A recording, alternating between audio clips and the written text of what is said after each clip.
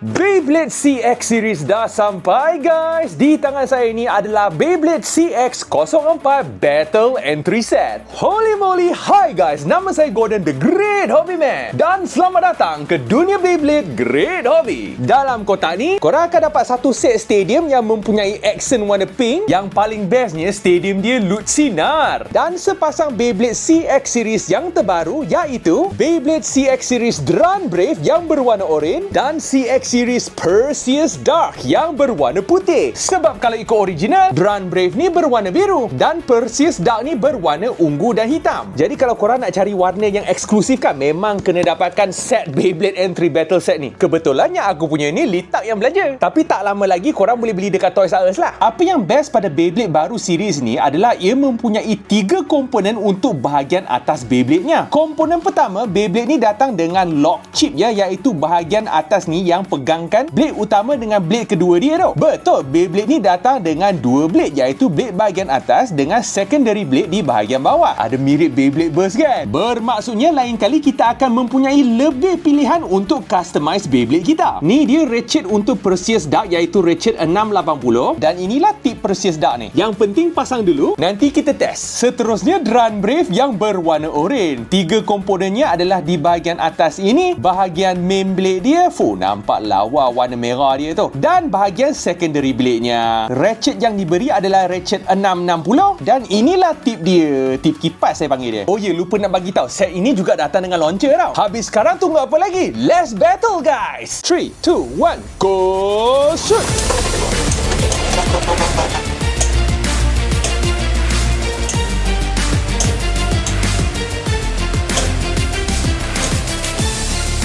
3, 2, 1, go shoot!